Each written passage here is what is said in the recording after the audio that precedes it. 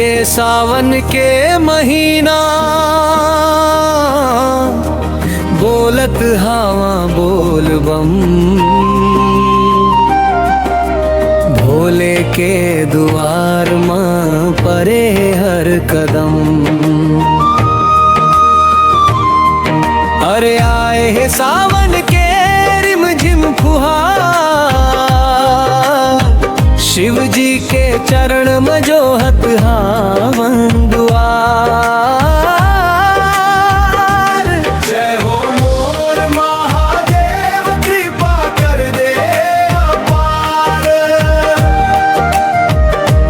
जय हो मोर महादेव कृपा कर दे अपार।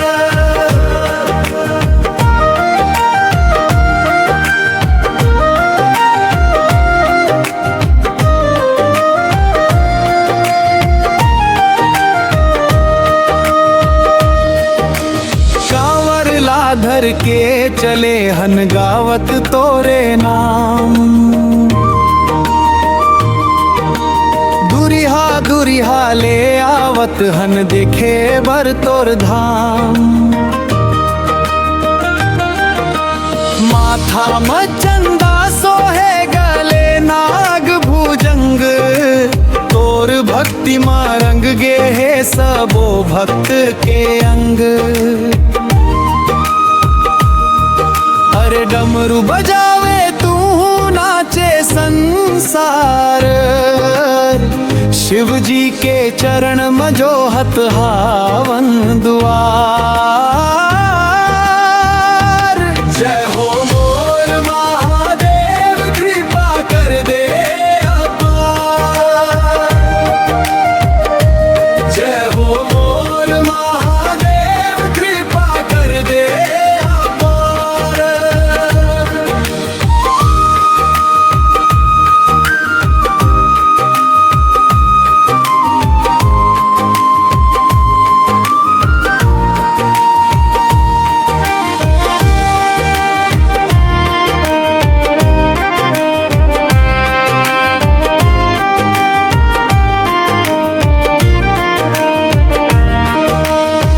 बेल पान धतुराऊ जल्ला चढ़ावन। कांवर माला के गंगा जल तोला नहवावन। सगले दुख पीराला मेट देबे मोर। सदा बने रहे बाबा दया तोर थोर।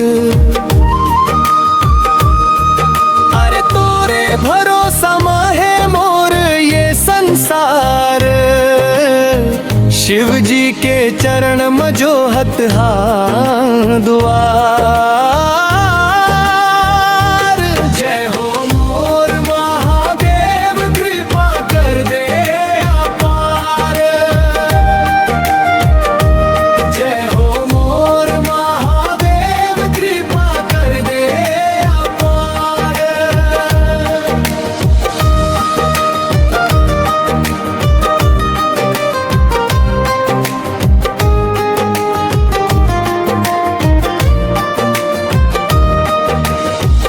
पर्वत के राजा बाबा नीलकंठ कहावा। भक्तन के बिनती ला सुन लेव अव्वाव। हर हर महादेव के गूंजे है जयकार। तोर कृपा ले मेट जाही दुख के अंधियार। अरे सावन में तोर महिमा गावे संसार। शिव जी के चरण मजोहत हावन दुआर। जय हो मोर महादेव कृपा कर दे अपार। जय हो मोर महादेव कृपा कर दे अपार। जय हो मोर महादेव कृपा कर दे।